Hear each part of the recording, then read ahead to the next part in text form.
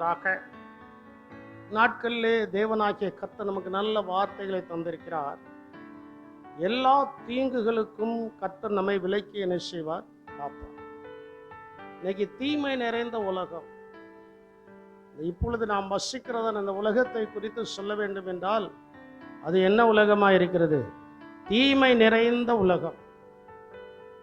தீமை நிறைந்த உலகத்தில் ஆண்டவர் தேவனாகிய கர்த்தர் இரட்சகராகிய இயேசு கிறிஸ்து உலகத்தின் தீமைகளுக்கு நம்மை விலக்கி காக்கிறவராக இருக்கிறார். அல்லேலூயா. நோவா காலத்தில் தீமைகள் இருந்தது. அவன் சொல்லி சொல்லி பார்த்தான், கேட்பதற்கு ஒருவரும் இல்லை. ஆனால் நோவாவையும் அவனுடைய குடும்பத்தையும் தேவனாகிய கர்த்தர் தீங்குகளுக்கு என்ன செய்தார்? விலக்கி காத்தார். ஆபிரகாமுடைய காலத்துல, முற்பிதாக்களுடைய காலங்கள்ல தீங்குகள் நிறைய இருக்கதான் செய்தது. ஆனால் முற்பிதாக்களையும் அவருடைய சந்ததியும் கர்த்தர் தீங்குகளுக்கு விலக்கி என்ன செய்தார்? காத்தார். தீங்குகளுக்கு விலக்கி என்ன செய்தார்? காத்தார். அதுக்கு பின்பு சகல பரிசுத்தவான்களை எடுத்துக்கொள்ளுங்கள், பரிசுத்த வாட்டிகளை எடுத்துக்கொள்ளுங்கள். அவருடைய காலங்களில் தீங்குகள் இருக்கதான் செய்தது. ஆனால் எல்லா தீங்குகளுக்கும் கர்த்தர் விலக்கி என்ன செய்தார்? காத்தார். அதே போல இப்பொழுது நாம் வசிக்கிறதன் உலகத்துல நிறைய தீங்குகள் நம்மை சுற்றி நிற்கதான் செய்கிறது. நல்லது நம்மை சுற்றி நிற்பது போல தீங்குகளும் சுற்றி நிற்கிறது. அதற்கு நாம் அகப்படாமல் இருக்க வேண்டும் என்றால் கர்த்தருடைய பாதுகாப்பு நமக்கு அவசியம். அல்லேலூயா. சொல்ல மாட்டேங்கீங்களா? கர்த்தருடைய பாதுகாப்பு அவசியம். அதற்கு ஒரு நல்ல உதாரணத்தை சொல்வேன் என்றால் வேதாகமத்திலிருந்து யோபை சுற்றி நிறைய தீங்கு இருந்தது. நிறைய காரியங்கள் அவனை சுற்றிலும் இருந்தது. சாத்தானுக்கே தெரிஞ்சிச்சு, இவனை ஏன் நம்ம தொட முடியல, இவனை ஏன் நம்ம நெருங்க முடியல, இவனை ஏன் நம்ம தொட முடியலன்னா இவனை சுற்றிலும் ஒரு பாதுகாப்பு இருக்கிறது. அதனாலதான் தீங்கு இவனை என்ன செய்ய முடியவில்லை? அணுக முடியவில்லை. யோபு 1ஆம் அதிகாரம் 10வது வசனத்தை நீங்கள் வாசிக்கும் போது அங்கே சொல்லப்பட்டிருக்கிறது, நீர் அவனையும் அவன் வீட்டையும் அவனுக்கு உண்டான எல்லாவற்றையும் சுற்றி, அப்போ தீங்கு நம்மை அணுகாதபடிக்கு கர்த்தர் நம்மை சுற்றி என்ன வைத்திருக்கிறார்? வேலியை வைத்திருக்கிறார். வேலியை என்ன செய்திருக்கிறார்? மனிதனால் உருவாக்கப்பட்ட வேலியில எதிரிகள் உள்ளே பாய்ந்து வரலாம். ஆனால் தேவனால் கொடுக்கப்பட்ட அந்த வேலியில எதிரிகள் ஒருவரும் உள்ளே வர முடியாது. சொல்றது எத்தனை பேருக்கு புரியுதோ புரியல எனக்கு தெரியாது. இப்போ நம்முடைய சபையிலேயே நீங்கள் எடுத்துக்கொள்ளுங்கள். உதாரணத்துக்கு சொல்றேன் 2012ஆம் ஆண்டு இந்த சபையை சுற்றிலும் காம்பவுண்ட் அமைக்கப்பட்டுதான் இருந்தது. என்னது அமைக்கப்பட்டதா இருந்தது? காம்பவுண்ட் அமைக்கப்பட்டதா இருந்துச்சு, காம்பவுண்ட் இருந்துச்சு. ஆனால் தீங்குகளை உண்டு பண்ணுகிறான எதிரிகள் உள்ளே வந்து சில பொருட்களை என்ன செய்தார்கள்? எடுத்துக்கொண்டார்கள். தீங்குகளை உண்டாக்குகிறதான எதிரிகள். ஆனால் தேவனால் போடப்பட்டதான தேவனால் போடப்பட்டதான அந்த வேலையை ஒருவனும் என்ன செய்ய முடியாது? தாண்ட முடியாது. அப்ப நம்முடைய ஆலயத்திற்கு தேவனுடைய பாதுகாப்பு இல்லையா அப்படின்னு நீங்க கேட்டிருக்கலாம். அந்த இடத்துல நான் கற்றுக்கொண்டதான ஒரு பாடம் என்னவென்றால், அவன் வந்தது நல்லது, பொருட்களை கொண்டு போனது நல்லது, நமக்குள்ள ஒரு எழுப்புதல் வந்தது நல்லது. அதனால இன்னைக்கு இந்த ஆலயம் எப்படி கட்டப்பட்டிருக்கு. அல்லேலூயா. அதனால இந்த ஆலயம் இப்பொழுது இப்படி என்ன செய்யப்பட்டிருக்கிறது? கட்டப்பட்டிருக்கிறது. யோபை சுற்றிலும் இந்த வேலையை கர்த்தர் லேசா எடுத்து விட்டார். யோபை சுற்றிலும் இருந்த வேலையை, பாதுகாப்பை கர்த்தர் லேசா என்ன செய்தார்? எடுத்து விட்டார். சாத்தான் கேட்கிறான், நீர் அவனையும் அவனுக்கு உண்டான எல்லாவற்றையும் அவனுடைய குடும்பத்தையும் நீர் வேலையடைத்து காத்திருக்கிறதுபடினால சாத்தானுடைய வேலையை தீங்கு செய்வதுதான். சாத்தானுடைய வேலையே என்ன வேலைதான்? தீங்கு செய்கிற வேலைதான். நீர் அவனை வேலையடைத்து காத்திருக்கிறீர், அதனால நான் அவனுக்கு என்ன செய்ய முடியல? தீங்கு செய்ய முடியல என்று சொல்லும்போது அந்த வேலையை எடுத்தார். வேலையை எடுத்து ஆண்டவர் சொன்னார், அவன் ஜீவனை மட்டும் நீ என்ன செய்ய முடியாது, தொட முடியாது, வேற என்ன வேணாலும் செஞ்சுப்பார். ஒன்று ஒன்றா செஞ்சான். சொத்தெல்லாம் எடுத்துக்கிட்டான், மிருக ஜீவன்கள் எல்லாத்தையும் எடுத்துக்கிட்டான், பிள்ளைகளை எடுத்துக்கிட்டான். எல்லாத்தையும் எடுக்கும்போது அந்த யோபு சொல்கிறதான வார்த்தை என்னவென்றால், கர்த்தர் கொடுத்தார், கர்த்தர் எடுத்தார், கர்த்தருடைய பரிசுத்த நாமத்திற்கு நீங்களும் நானும் கண்டிப்பா இந்த வார்த்தையை சொல்ல முடியாது. அப்போ எந்த அளவுக்கு அவன் கர்த்தருக்குள் வளர்ந்திருந்தான், எந்த அளவுக்கு கர்த்தர் மேல நம்பிக்கை வைத்திருந்தான் என்பதை நீங்கள் கொஞ்சம் சிந்திக்க வேண்டும், என்பதை நீங்கள் என்ன செய்யணும், யோசிக்க வேண்டும். அந்த அளவுக்கு அவன் கர்த்தர் மேல அவனுக்கு ஒரு வாஞ்சை. கடைசியாய் வந்தால் துணைவியார், நீர் இன்னும் உம்முடைய உத்தமத்தில் நிற்பது என்ன, தேவனை தூஷித்து ஜீவனை என்ன செய்யும் விடும். இந்த பைத்தியக்காரி பேசுறது போல நீ பேசுதாயா? ஆண்டவருடைய கரத்துல நன்மை பெற்ற நாம் தீமையையும், நம்ம யாராவது தீமையை அனுபவிக்கொண்டு சொல்லுமா?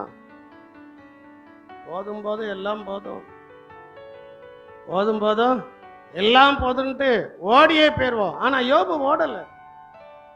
தீங்குகள் வந்தது, அதுல நின்று அவன் சாதித்ததினால 42ஆம் அதிகாரத்துல நாம் பார்க்கும்போது கர்த்தர் அவனை எல்லா கோணங்களிலேயும் இரட்டத்தனையாய் ஆசீர்வதித்தார். அல்லேலூயா. எல்லா கோணங்களையும் அவன் ஆண்டவர் எப்படி ஆசீர்வதித்தாரு? இரட்டத்தனையாய் ஆசீர்வதித்தார். ஒரு வசனத்தை கூட வாசியுங்கள்.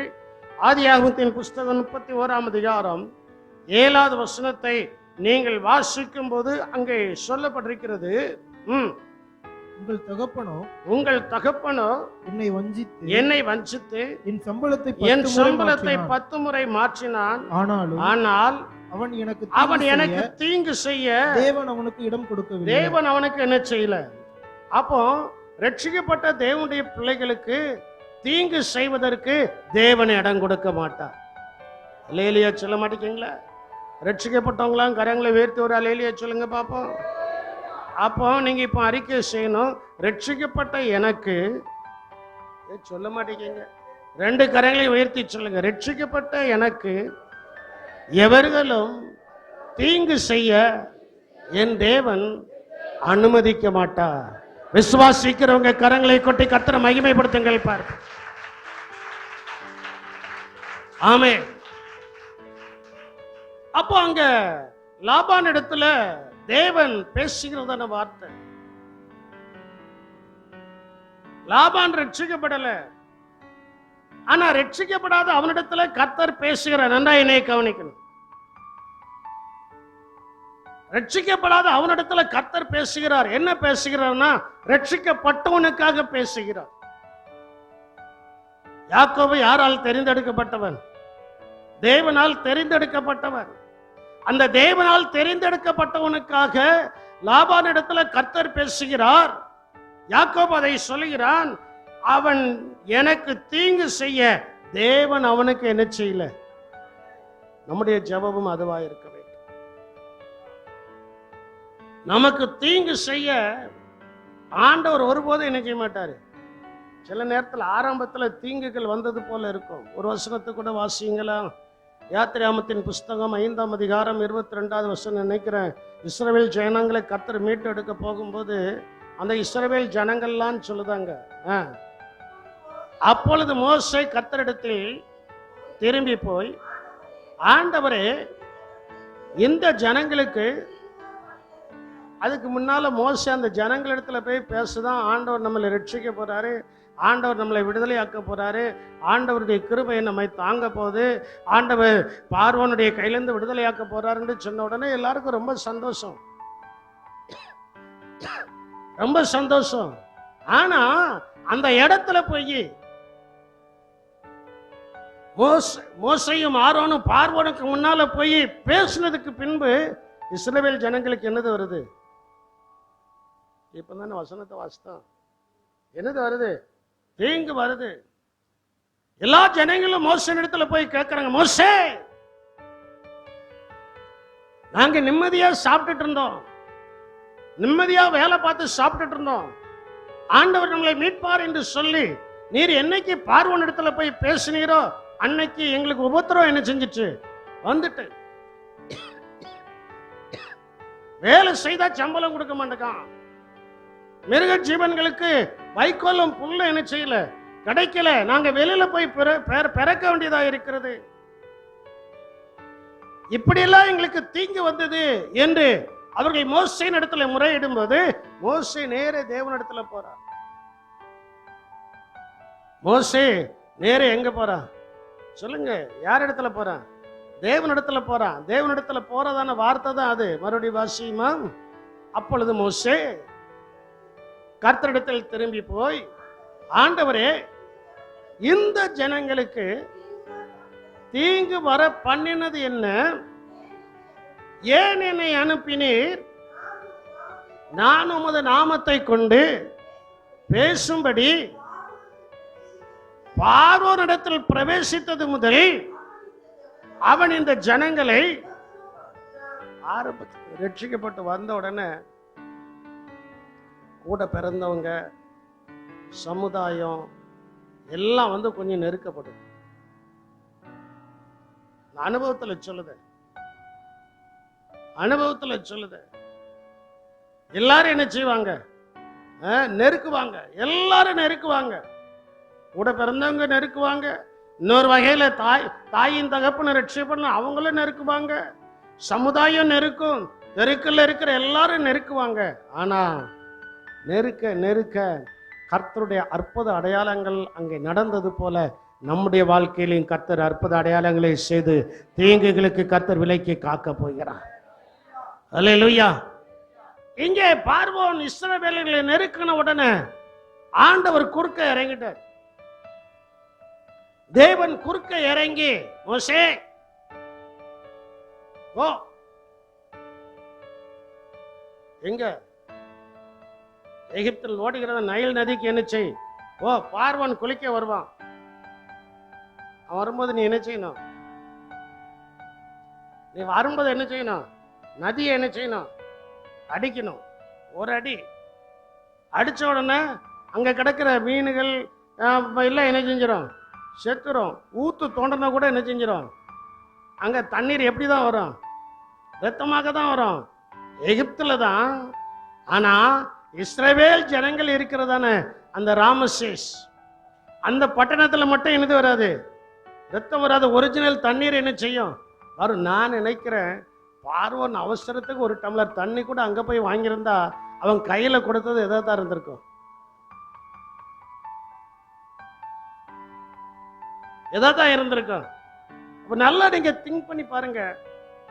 நான் இதை விதமாய் யோசித்தேன், தியானித்தேன். அங்கே இஸ்ரவேல் ஜனங்கள் எல்லாரும் மோசேயின் இடத்துல, ஐயா, நீர் எங்களுக்காக பார்வோனிடத்துல போய் பேசினதுல இருந்து இந்த பார்வோன் எங்களுக்கு என்ன செய்கிறான்? தீங்குகளை கொடுக்கிறான். நல்லாதாங்க இருந்தோம். இந்த சபையில வந்து ஜெபம் பண்ணதுக்கு அப்புறம் எனக்கு பல தீங்குகள் என்ன செய்கிறது? வருது. பல தீங்குகள் என்ன செய்து வருது? தீங்குகள் வருகிறது என்று சொன்னால் கர்த்தரே தேவன் என்று உங்களை சீக்கிரமாய் நிரூபிக்க போகிறார். கர்த்தரே தேவன் என்பதை உங்களை கொண்டு என்ன செய்ய போகிறார்? மோசே முன்னால போய் நிற்கிறான். என்ன செய்வதென்று தெரியல. ஆனா ஒவ்வொரு அற்புதங்களும் நடக்கும்போது, ஒவ்வொரு அடையாளங்களும் நடக்கும்போது அங்கே ஜனங்கள் எல்லாரும் மோசேயின் மேல் விசுவாசம் வைத்தார்கள். அந்த தீங்குகள் இருந்து கர்த்தர் அவனுக்கு விடுதலையை கொடுத்தார். அல்லேலூயா. அவனுக்கு விடுதலையை கொடுத்து அந்த பார்வோனே கடைசியா சொல்ல ஆரம்பித்துட்டுவான், அப்பா, இனி என் முகத்தை நீ பார்க்க கூடாது, ஓடிப்போ, உன் கர்த்தரை ஆராதியால் நீ என்ன வேணாலும் செஞ்சு கொண்டு விட்டுட்டான். பயங்கரமான தேவனுக்கு முன்பாக நிற்பதற்கு ஒருவனுக்கும் ஒருத்திக்கு என்னதில்லை, பலன் இல்ல. தீங்குகள் வந்தது.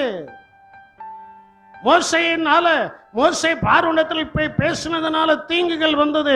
ஆனால் சில ஆண்டுகள் ஆண்டவர் ஏற்கனவே சொல்லிட்டாரு, 430 வருஷம் உன் ஜனங்கள் அந்நிய தேசத்தில் எப்படி இருப்பார்கள்? அடிமைகளா இருப்பாங்க. யாருக்கு சொல்லிட்டாரு? யாருக்கு சொல்லிட்டாரு? ஆபிரகாமிடத்துல சொல்லிட்டாரு. 13ஆம் அதிகாரம் நினைக்கிறேன், அதுல ஆண்டவர் சொல்லிட்டாரு, அந்நிய தேசத்துல 400 வருஷம் 430 வருஷம் அடிமைகளா இருப்பார்கள். அந்த நாள் நிறைவேறின அன்னைக்கே கர்த்தர் எகிப்தினுடைய இருளில் இருந்து கர்த்தர் ஜனங்களை விடுதலை ஆக்கினார். அல்லேலூயா. அதே போல தீங்குகளை நீங்க யாராவது அனுபவிக்கிறீங்களா? கொஞ்சம் கஷ்டமா தான் இருக்கும். ஆனா கர்த்தர் மேல நம்பிக்கையா இருங்க. உங்களுக்கு யாரு தீங்கு செய்கிறார்களோ அவர்களை கர்த்தர் பார்த்து கொள்வார். நீங்கள் அவர்களுக்கு விரோதமாய் ஒரு வார்த்தை கூட பேச வேண்டாம். கர்த்தர் கவனித்துக் கொண்டிருக்கிறார். அல்லேலூயா. அவர்களுக்கு முன்பே கர்த்தர் உங்களை அற்புதமாய் நடத்த போகிறார். அற்புதமாய் என்ன செய்ய போகிறார்? நடத்த போகிறார். என் அன்பு தேவனுடைய ஜனமே, தேவன் நம்மோடு இருக்கும்போது ஒருவரும் நமக்கு தீங்கு செய்ய நம்ம என்ன செய்வதில்லை, கைப்படுவதில்லை. நம்ம என்ன செய்வதில்லை, யாரும் நம்ம கைப்படுவதில்லை. அப்போஸ்தலர் 18ஆம் அதிகாரம் 10வது வசனத்தை வாசிக்கும் போது அங்கே சொல்லப்பட்டிருக்கிறது, கர்த்தர் நம்மோடு கூட இருக்கும்போது, இயேசு நம்மோடு கூட இருக்கும்போது, வாசியுங்கள், நான் உன்னுடனே கூட இருக்கிறேன், உனக்கு தீங்கு செய்யும்படி ஒருவனும் உன்மேல் என்ன செய்வதில்லை. சொல்லுங்க, இருதயத்துல கை வைத்து, கர்த்தர் என்னோடு கூட இருக்கிறார், கர்த்தர் என்னோடு கூட இருக்கிறார், எனக்கு தீங்கு செய்யும்படி ஒருவனும் என் மேல் கைப்படுவதில்லை. விசுவாசிக்கிறவங்க நல்ல கரங்களை கொட்டி கர்த்தரை மகிமைப்படுத்துங்கள். எவ்வளவு அழகாய் சொல்லப்பட்டிருக்கு. ஆனா சவுலுனால தாவீதுக்கு தீங்கு வரதான் செஞ்சிச்சு. சவுலுனால அவனுக்கு என்னது வந்துச்சு? தீங்கு வரதான் செஞ்சிச்சு.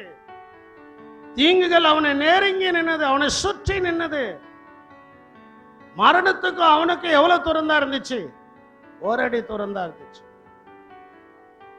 அவ்வளவு தீங்குகள் நெருங்கி வந்துச்சு. ஆனாலும் தாவீது யெகோவா தேவனை விட்டு அவன் என்ன செய்யவில்லை. அவன் சொல்கிறான், கர்த்தரை எனக்கு முன்பாக நிறுத்தி வைத்திருக்கிறேன், ஆகையால் நான் அசைக்கப்பட்டு போவது இல்லை. எருசலேமை சுற்றிலும் பர்வதங்கள் இருக்குமா போல கர்த்தர் இது முதற்கொண்டு என்றென்றைக்கும் தம்முடைய ஜனத்தை சுற்றிலும் என்ன செய்கிறார். பாருங்க, நல்ல வாக்குத்தத்தமான வார்த்தைகளை சிந்திச்சு பாருங்க.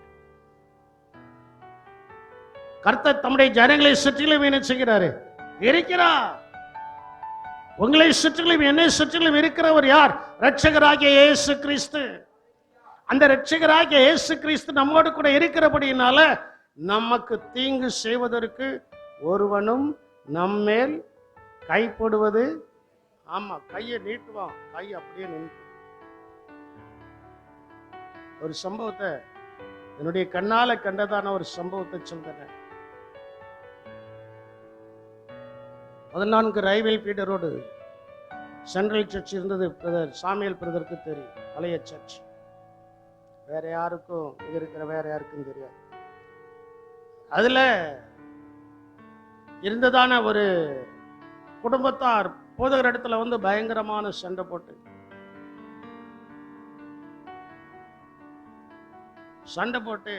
அவர் சொன்னதான வார்த்தை, அந்த மனுஷன் ஐயாவை பார்த்து சொன்னதான வார்த்தை, உன் வாய் புழு புழுத்து நீ சாவாய் அப்படின்னு.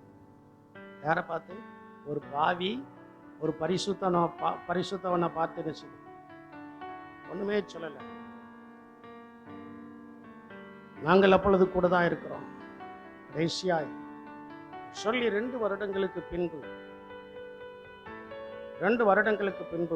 சொல்லப்பட்டவனுடைய உள்நாக்கு இருக்குல்ல, இந்த உள்நாக்குல இந்த உதட தூக்கணும்னு இருக்குல்ல, அதுல இருந்து ஒரு நாளைக்கு 200-300 புழுக்கள் எடுத்து தூரப்படுவாங்க.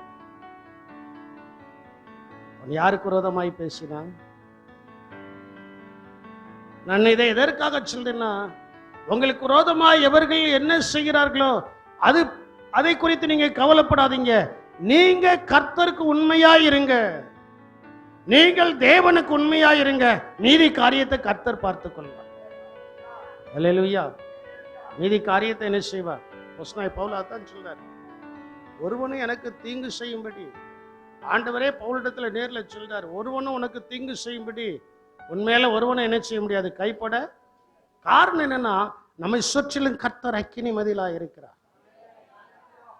நம்மை சுற்றிலும் கர்த்தர் எப்படி இருக்கிறாரு? அக்கினி மதிலா இருக்கிறார். அக்கினி மதிலா இருக்கிறார். நம்மை சுற்றிலும் கர்த்தர் அக்கினி மதிலா இருக்க வேண்டும் என்றால் நாம் இந்த வேதத்தை அதிகமாய் நேசிக்க வேண்டும். இந்த வேதம் தான் தேவன், தேவன் தான் இந்த வேதம். இந்த வார்த்தை மாம்சமாகி கிருபையினாலும் சத்தியத்தினாலும் நிறைந்தவராய் நமக்குள்ளே ஆதியிலே வார்த்தை இருந்த அந்த வார்த்தை தேவனாகவே இருந்தது. அல்லேலூயா. வார்த்தையை நேசிக்க வேண்டும், வார்த்தையை நேசிக்க வேண்டும். ஒருவன் உண்மையில் என்ன செய்வதில்லை, உனக்கு தீங்கு செய்யும்படி ஒருவனும் உண்மையில் என்ன செய்வதில்லை.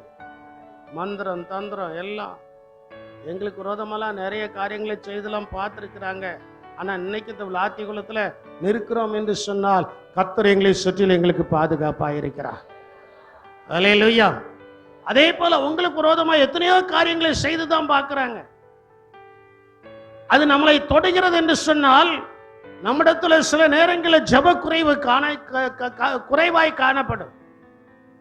சில நேரங்களில் வேத வாசிப்பு குறைவாய் காணப்படும். அது சரியாகும் போது, அந்த ஜெபமும் அந்த வேத வாசிப்பும் சரியாகும் போது, அங்கே எந்த எதிராளி நம்மை தொடுகிறானோ அந்த எதிராளிகள் மேல கர்த்தர் நமக்கு ஜெயத்தை கொடுக்கிறார்.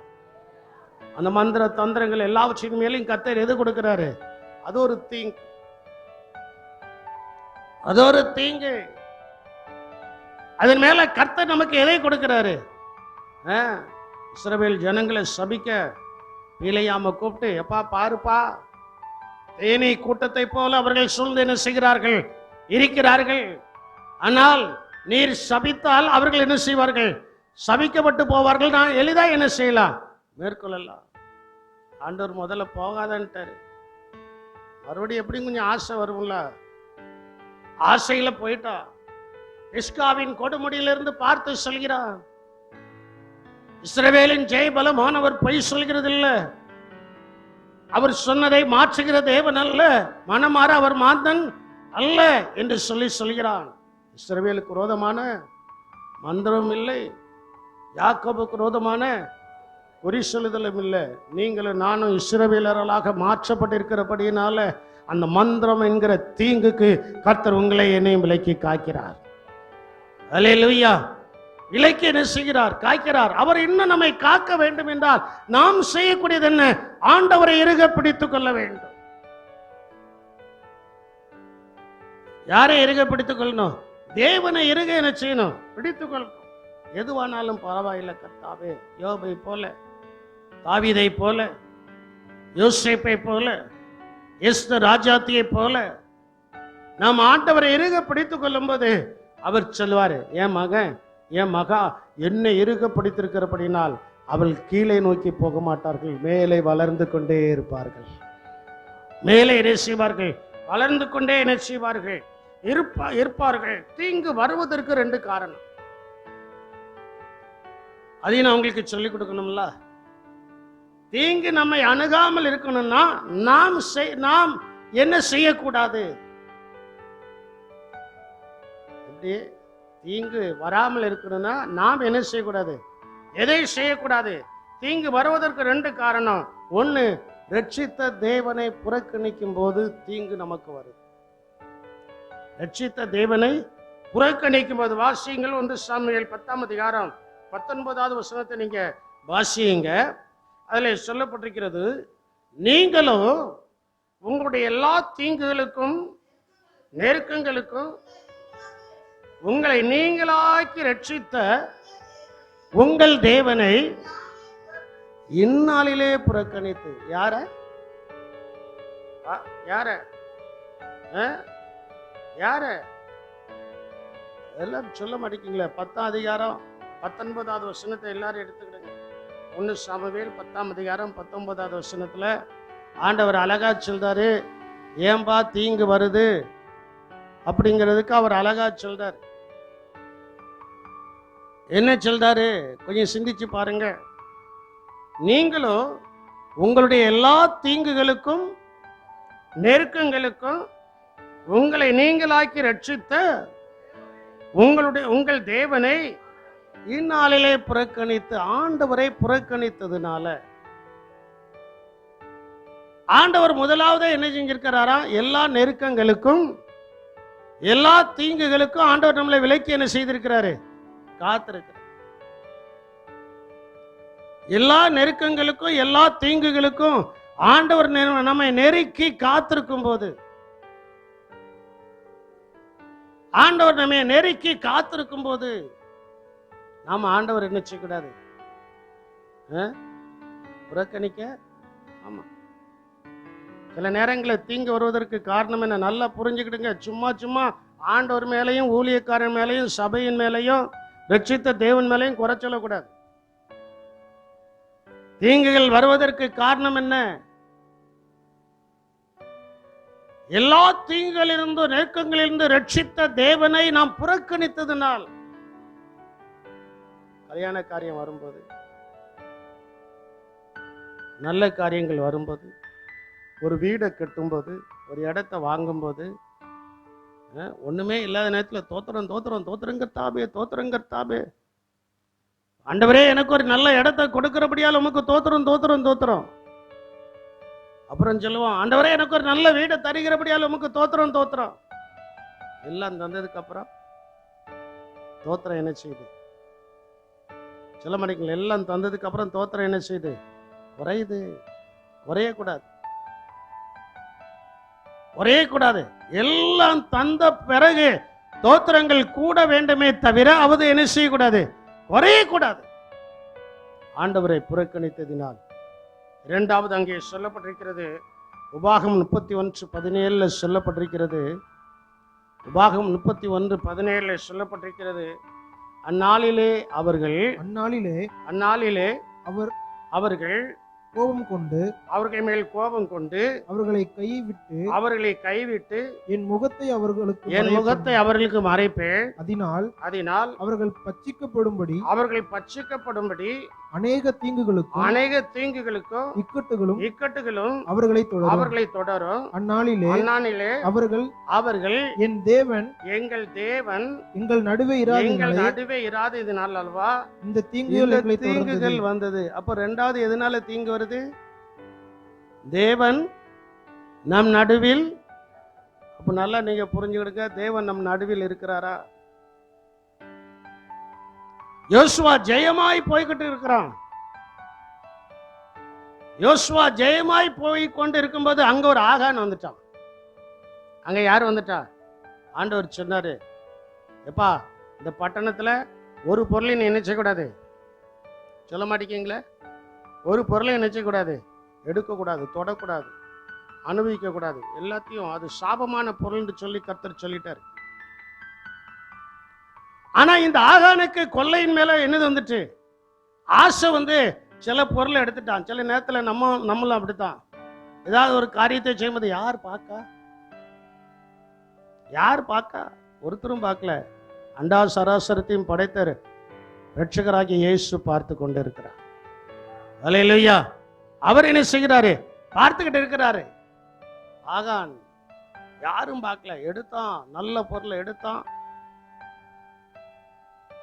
பொருளை எடுத்தான். எடுத்து நேரே கூடாரத்துக்கு அடியில கொண்டு போய் என்ன செஞ்சிட்டான்? ஒளிச்சு வச்சுட்டான். இந்த இடத்துலதான் ஆண்டவர் சொல்றாரு, சாபு தீடானது உன் நடுவில் இருக்கும் வரைக்கும் நான் உங்களோடு என்ன செய்ய மாட்டேன்?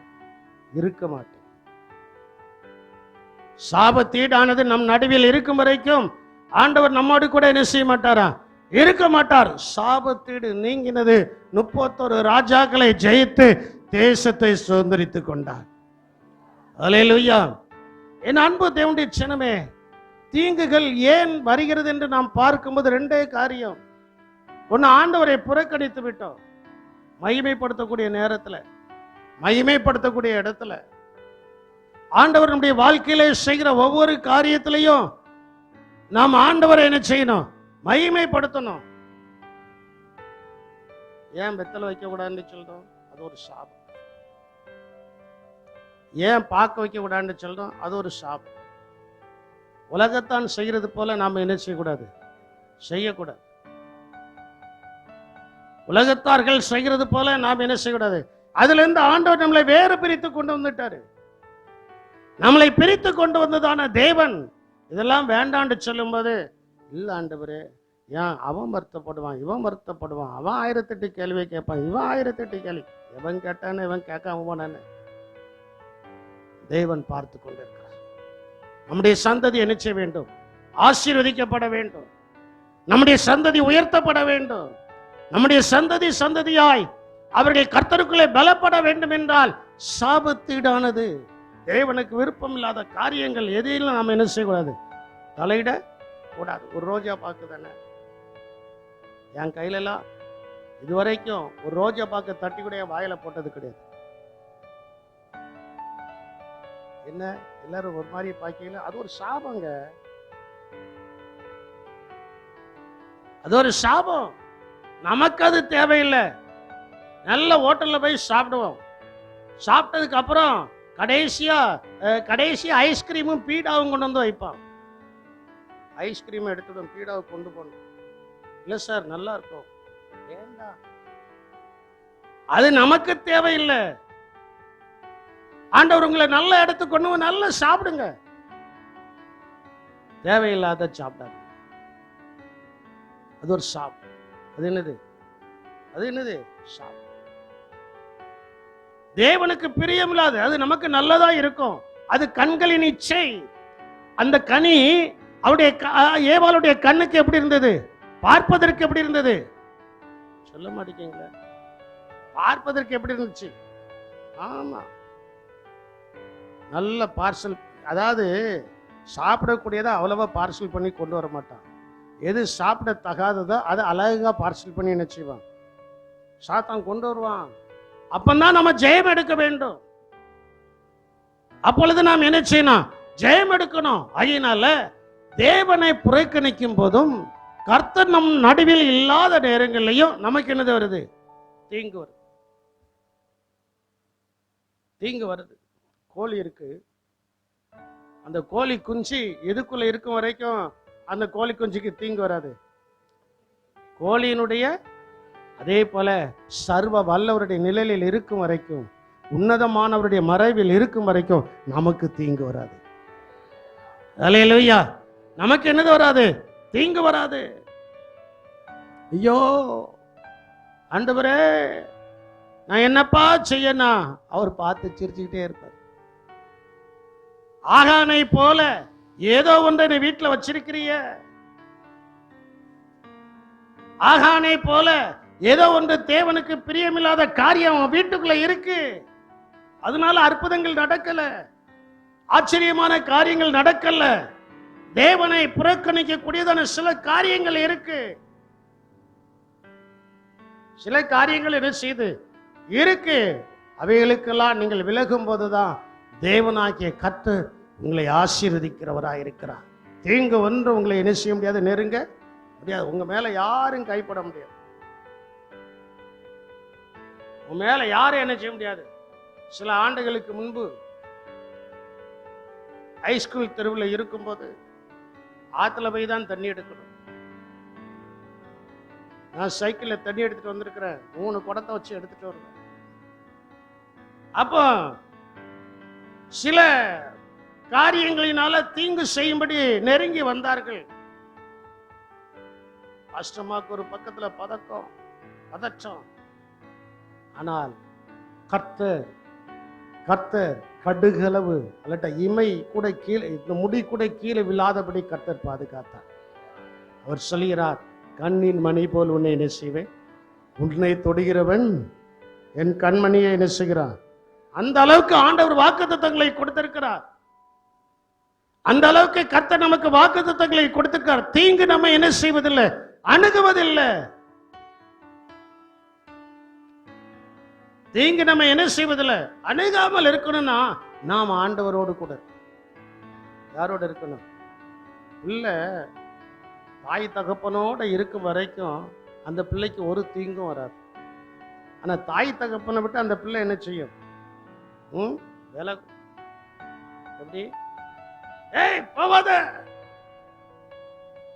மீறிக்கிட்டு பின்னாலேயே பார்த்துட்டு ஓடும், நேரே சாக்கடையில போய் விழுந்துடும். மீறிக்கிட்டு பின்னாலே பார்த்துட்டு என்ன செய்யும்? அம்மா வராங்களா அப்பா வராங்களான்னு பின்னாலே பார்த்துட்டு எப்படி ஓட முடியல? பின்னால என்னது இருக்கு? ஏதாவது கல்லு தட்டி கீழே விழுந்துருது. தீங்குகள் அதனால என்ன செய்யுது? வருது. நாம் ஆண்டவருடைய மறைவில் இருக்கும் வரைக்கும் அந்த 91ஆம் சங்கீதம் முதல் வசனத்தை நீங்க அடிக்கடி ஞாபகப்படுத்தணும், அடிக்கடி நீங்க சொல்லணும். உன்னதமானவரின் மறைவில் இருக்கிறவன் சர்வ வல்லருடைய நிழலில். அந்த அந்த அந்த வசனத்தை நீங்க அடிக்கடி சொல்லணும். சில வசனங்களை நான் அடிக்கடி சொல்கிறதான பழக்கங்கள் எனக்கு உண்டு. தீங்கு நம்ம என்ன செய்வதில்லை, தீங்கு செய்யும்படி ஒருவனும் நம்மேல் என்ன செய்வதில்லை, கைப்படுவது இல்லை. தேவன் அனுமதிக்க மாட்டார். யாக்கோபுக்கு தீங்கு செய்வதுதான் லாபானுடைய எண்ணம். ஆனா ஆண்டவர் என்ன செய்யல, அனுமதிக்கல. எவர்களும், நான் சொல்லுவேன், கிருபையின் வாசல் அடைபடும் வரைக்கும் எந்த தேர்தல் நடந்து எவர்கள் எழும்பினாலும் நம்மை தொட முடியாது. அல்லேலூயா. ஏன்னா ஆண்டவர் நிறைய வாக்குத்தத்தங்களை சொல்லியிருக்காரு. உன்னை தொடுகிறவன் என் கண்மணி என்ன செய்கிறார்? அவர் சும்மா இருக்க மாட்டார். அதனால தான் நான் எப்பொழுதுமே நார்மலா ஜெபம் பண்ணுவேன். ஆண்டவரே, தேர்தலில் உமக்கு பிரியமானவர்கள் என்ன செய்யட்டும், வரட்டும். நம்முடைய தேவன் ராஜாக்களை தள்ளி ராஜாக்களை ஏற்படுத்துகிறதான தேவன். அதனால அவருக்கு பிரியமானவர்கள் வரட்டும்.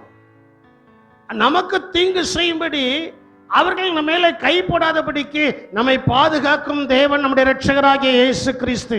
அவர் நம்மோடு கூட இருக்கும் வரைக்கும் நமக்கு யார் என்ன செய்வதில்லை, தீங்கு செய்வது இல்லை.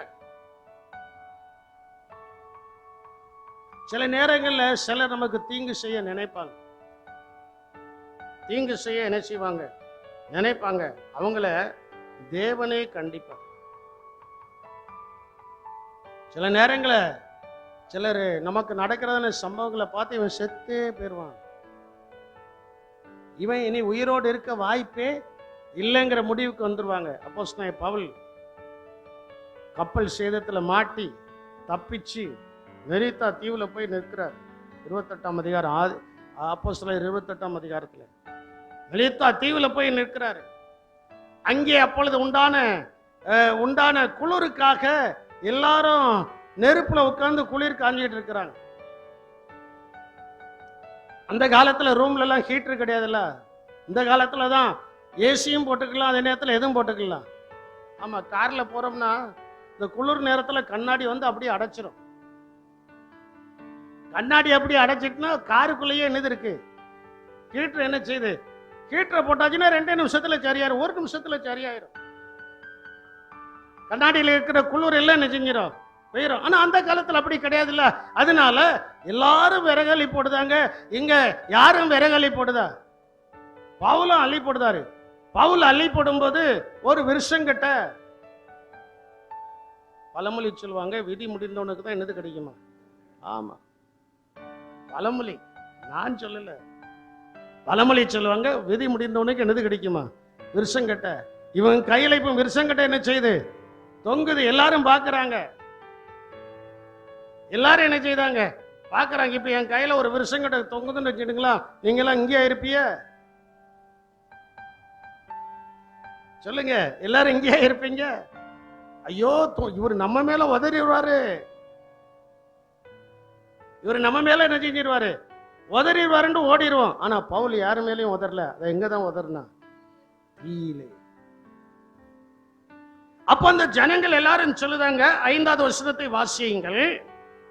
அவன் அந்த பூச்சியை தீயிலே உதறி போட்டு ஒரு தீங்கும் அடையாதிருந்தான். ஒரு தீங்கு அவனுக்கு என்ன செய்யல. காரணம் என்னவென்றால் அந்த ஜனங்கள் சொல்கிறதான வார்த்தை அவனுக்கு வீக்கம் கண்டு.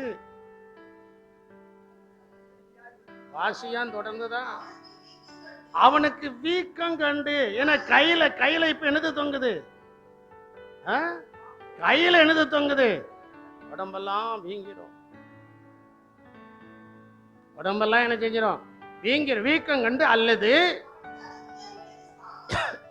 அவன் சடுதியாய் விழுந்து சாவான் என்று அவர்களை பார்த்து. இப்போ நிறைய கூட்டம், சில பரிசுத்தவான் மரிப்பதை பார்க்கறதுக்கு ஆசையா இருக்கு. நான் இதுல என்ன பாயிண்ட் எழுதியிருக்கேன்னா, மனுஷர்கள் தீங்கு வரும் என நினைப்பார்கள், தேவனோ தீங்கு அடையாதபடி காப்பார். இந்த வசனத்துல இருந்து நான் எழுதி வைத்திருக்க பாயிண்ட். தீங்கு வரும்படி பார்ப்பாங்க. என்னடோ கார்ல போறானே, என்ன வெள்ளைன்னு சொல்லையுமா இருக்கானே, என்ன அப்படி போறான் இப்படி போறான். உங்களை பார்த்தும் பல்ல கடிப்பாங்க. பல்ல கடிக்கும் போது நீங்க உங்க பாட்டுல போயிட்டு இருக்கணும். அவன் பல்ல கடிக்கானே அப்படின்னு கண்ணாடி இறக்கி விட்டு, ஏன் பல்ல கடிக்கானே 7:30 வந்துடும். என்னது வந்துடும் அது கண்டுகிட கூடாது. நம்ம பாட்டுல போயிட்டு இருக்கணும். நம்மோடு கூட யார் இருக்கிறா? கர்த்தர் என்ன செய்கிறார்? இருக்கிறார். பார்த்துக்கிட்டே இருப்பாங்க. சரி, தொடர்ந்து வாசிக்கும் போது, அவன் விழுந்து சடுதியாய் விழுந்து சாவான் என்று அவர்கள் பார்த்து கொண்டிருந்தார்கள். நெடுநேரமா, கொஞ்ச நேரமா பார்க்கறாங்க. கண் இமை தட்டாம இப்ப பார்த்துக்கிட்டே இருக்கிறாங்க. முன்னால கொசு போச்சுனாலும் ஈ போனாலும் கண்ணு என்ன செய்யாது, இமை என்ன செய்யாது, ஆடாத அளவுக்கு அவங்க பார்த்துக்கிட்டு இருக்கிறாங்க. பார்த்து கொண்டிருந்தும் ஒரு சேதமும் அவனுக்கு வராததை கண்ட போது, நம்மூலமாய் ரட்சிக்கப்படாதவங்களுக்கு ஒரு சிந்தை உண்டாக போகிறது. அல்லேலூயா. ரட்சிக்கப்படாதவங்களுக்கு ஒரு சிந்தை என்ன செய்கிறது? இவங்க எவ்வளவு கஷ்டப்பட்டாலும், எவ்வளவு நெருக்கங்கள் இருந்தாலும், எவ்வளவு இல்லாம இருந்தாலும் இவங்க நல்லா இருக்காங்களே, காரணம் என்ன? இவங்களை தீங்கு அணுகுவது இல்லை. ஏன் தீங்கு இவர்களை அணுகுவது இல்லை அப்படின்னு யோசிப்பாங்க. யோசித்து நம்மளே பார்த்துக்கிட்டு இருப்பாங்க. ஆமா, நம்மளே என்ன செய்வாங்க? பார்த்துக்கிட்டே இருப்பாங்க. பார்த்துக்கிட்டே போறான், போயிட்டு வந்துருவானோ. சிலர் சொல்லுவாங்களே, போறான் போயிட்டு கேள்விப்பட்டிருக்கீங்களா கேள்விப்படலையா, போயிட்டு வந்துருவானோ அப்படின்பா. போயிட்டு சுகமா வீட்டுக்கு வருவோம். காரணம் என்னன்னா, நம்முடைய போக்கையும் நம்முடைய வரத்தையும் கர்த்தர் இது முதற்கொண்டு இன்றைக்கும் காய்க்கிறார். அல்லேலூயா. கர்த்தர் இன்றைக்கு என்ன செய்கிறாரு? காய்க்கிறார். அவர்ல காக்கிறாரு. அவர்ல நம்மோடு கூட வராரு. அவர்ல நம்மோடு கூட இருக்கிறாரு. அவர் நம்ம மேல அக்கறை கொண்டதான தேவன். என் மேல் ஒருவர் அக்கறை கொண்டிருப்பார் என்று சொன்னால் அது தேவன் தான். உங்கள் மேல் ஒருவர் அக்கறையோடு இருக்கிறார் என்றால் அது உங்களையும் என்னை ரட்சித்த ரட்சகராகிய இயேசு கிறிஸ்து. நம்புகிறவர்கள் கரங்களை கொட்டி கர்த்தரை மகிமைப்படுத்துங்கள். ஆமென், ஆமென், ஆமென், ஆமென். பாருங்க, எல்லாரும் பார்த்துக்கிட்டே இருக்கிறாங்க. ஒரு தீங்கு என்ன செய்யல, வரலன்னு வேற சிந்தி ஆயிட்டு. இது என்னடா, விதி முடிஞ்சவனுக்கு தான் விஷங்கட்ட என்ன செய்யும், கடிக்கும். நம்ம அப்படிதான் கேள்விப்பட்டிருக்கிறோம். இவன் அதை கடிச்சும் அவன் பாட்டுல சந்தோஷமா இருக்கிறானே, அவன் பாட்டுல பாடுதானே. என்றும் ஆனந்தம் என் இயேசு தருகிறார், என்று ஆனந்தம் என் இயேசு தருகிறார். துதிப்பேன் துதிப்பேன் துதித்துக் கொண்டே இருப்பேன். துதிப்பேன் துதிப்பேன் துதித்துக் கொண்டே இருப்பேன். அல்லேலூயா ஆனந்தமே, அல்லேலூயா ஆரோக்கியமே, அல்லேலூயா ஆனந்தமே, அல்லேலூயா ஆரோக்கியமே. என்றும் ஆனந்தம் என் இயேசு தருகிறார். கரங்களை கொட்டி என்றும் இயேசு தருகிறார். ஆபத்து நேரம் எனக்கு என்று விடுதலை. ஆபத்து நேரம்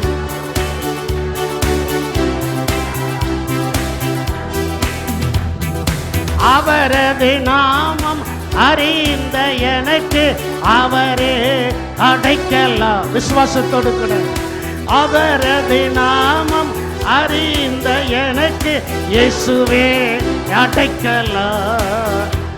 ஆமென். ஆமென். ஹல்லேலூயா.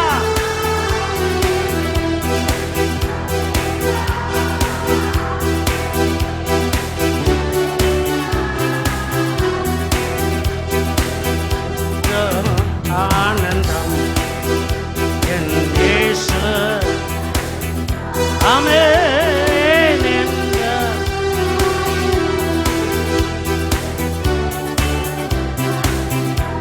அப்படி நம்முடைய வாழ்க்கையில தீங்கு வரும்போது மற்றவர்கள் பார்க்கிறாங்க, பார்த்து வித்தியாசமா பார்க்கிறாங்க.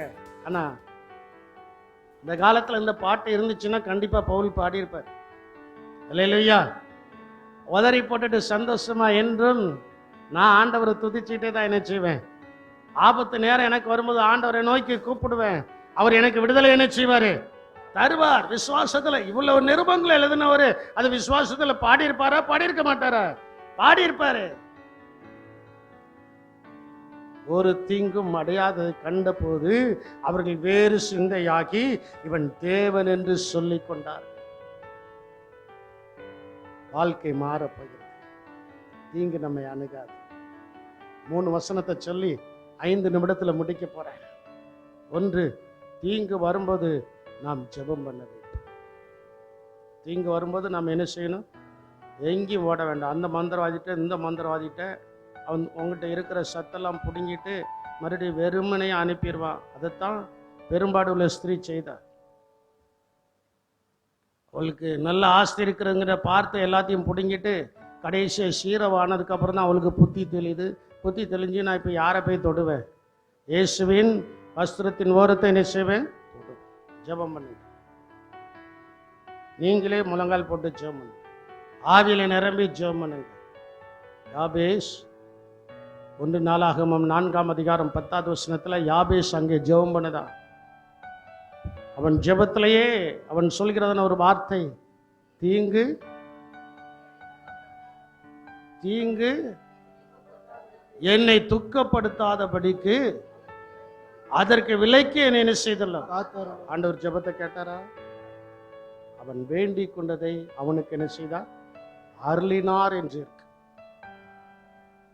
நம்ம தீங்கு வந்தோடனே ஜெபம் பண்ண மாட்டோம், அழுதுகிட்டே இருக்கிறோம். இந்த சின்ன பிள்ளைக்கு அந்த மிட்டாய் வாங்கி கொடுக்கலன்னு கடையிலன்னே அழுவும்ல, அதே மாதிரி நம்மளும் பெரிய ஆட்கள் ஆகிட்டோம். இன்னும் தீங்கு வந்தோன்னு வேண்டாம். நம்மை காண்கிறதான தேவன் பார்த்து கொண்டிருக்கிறார். யாபேஸ்க்கு அந்த உபதேசத்தை யார் சொல்லிக் கொடுத்தான்னு தெரியாது. அவன் முழங்கால் படிட்டானோ, உட்கார்ந்துருந்தானோ, படுத்திருந்தானோ, என்ன சூழ்நிலைமையில ஜெர்மனோ தெரியாது. அவன் ஜெர்மன், ஆண்டவரே தீங்கு என்னை தூக்கப்படுத்தாதபடிக்கு அவைகளுக்கு விலைக்கு என்ன செய்திடலாம், காத்தரலும் என்று ஜெர்மன்னா ஆண்டவர் அவன் வேண்டிக் கொண்டதே அவனுக்கு என்ன செய்தாரு? கொடுத்தார். 2வது சங்கீதம் 21 121 7வது வசனத்துல சொல்லப்பட்டிருக்கிறது. சொல்லுங்க. கர்த்தர் உன்னை எல்லா தீங்குக்கும், அப்ப ஆண்டவர் நம்ம எல்லா தீங்குக்கும் என்ன செய்வாரு? விலக்கி காப்பார். அவர் உன் ஆத்மாவை நல்லா நீங்க புரிஞ்சுக்கிடுங்க. தீங்கு நம்மை அணுகுவதில்லை. தீங்கு நம்ம என்ன செய்வதில்லை? அணுகுவதில்லை. தீங்கு நம்மை தொடாது. ஆனா தீங்கு தொடுது அப்படின்னா ஏதோ ஒரு சூழ்நிலைமையில ரட்சித்த தேவனை புறக்கணித்திருக்கிறோம். ஏதோ ஒரு சூழ்நிலைமையில ரட்சித்த தேவன் நம்மோடு கூட இல்லாமல் இருந்திருக்கிறார். அதனால என்னது வருது? தீங்குகள் என்ன செய்கிறது? வருகிறது. இதில் எல்லாவற்றிலிருந்து கர்த்தர் விடுதலை கொடுக்கணும்னா முழங்கால் படிட்டு ஆண்டவருடைய சமூகத்துல ஜெபம் பண்ணி பாருங்க. எல்லா காரியத்திலிருந்து கர்த்தர் விடுதலை கொடுப்பார். தீயோ நம்புகள் தாக்காதே எம்மை துதியே துதித்திடுவே. தீயோ நம்புகள் தாக்காதே எம்மை துதி. எல்லாரும் முழங்கால் நின்று தேவா நேருந்தன் சிறகாலே மோடி காத்தீரே. தேவா நேருந்தன் சிறகாலே தினமும் மோடி காத்தீரே.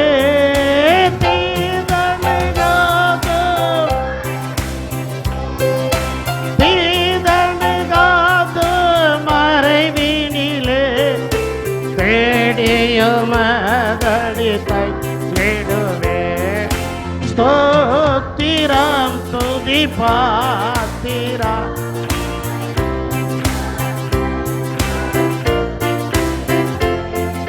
ஸ்தோத்திரம் துதி பாத்திரா.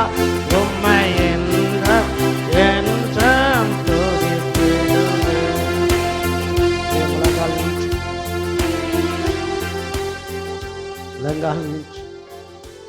கர்த்தர் எல்லா தீங்குகளுக்கும் நம்மை விலக்கி காப்பா என்று நாம் தேவனுடைய வார்த்தையை கேட்டோம். அந்த தேவனுடைய வார்த்தையின்படி யாரும் நமக்கு வந்த சூழ்நிலைமைகள் எல்லாவற்றிலும் கர்த்தர் நம்மை விலக்கி காத்திருக்கிறார். இன்னும் அவர் காக்கதான் போறாரு. ஆனா 2 காரியத்தை மட்டும் நாம் செய்யக்கூடாது. என்னவென்றால் எல்லா நெருக்கங்களுக்கும் தீங்குகளுக்கும் நம்மை விலக்கி ரட்சித்த தேவனை ஒருபோதும் புறக்கணிக்க கூடாது. அவரை விட்டு நாம் ஒருபோதும் விலகக்கூடாது. இந்த 2 காரியத்தில் நீங்க சரியா இருப்பீர்கள் என்று சொன்னால்,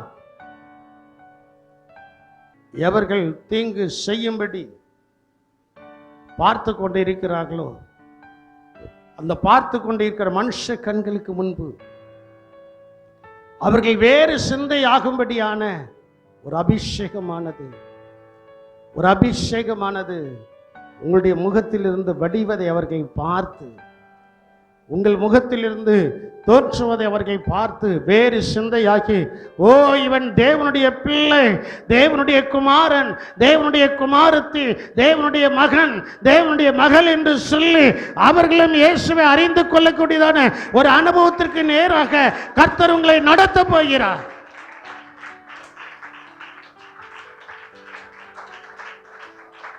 ஆமென், ஆமென். எங்கள் அன்பின் இரட்சகரே, நாங்கள் உம்மை துதிக்கிறோம், உம்மை ஸ்தோத்திரிக்கிற கர்த்தாவே. ஆண்டவரே, நீர் வசனம் கொடுத்து வசனத்தை பிள்ளைகளுக்கு முன்பு வைத்திருக்கிறோம்.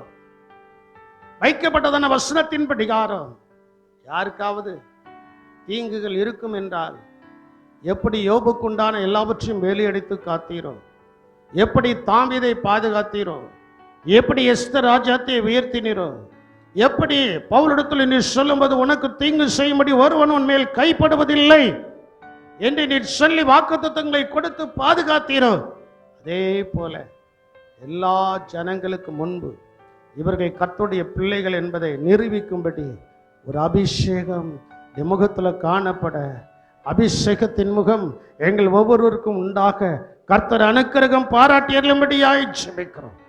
கிருபை கொடுக்கட்டும். கர்த்தர் ஆசீர்வதியும். தொடர்ந்து உடைய பிள்ளைகளை பலப்படுத்தும், காத்துக்கொள்ளும். இயேசுவின் நாமத்தில் ஜெபிக்கிறோம் ஜீவனுள்ள நல்ல தகப்பனே, ஆமென்.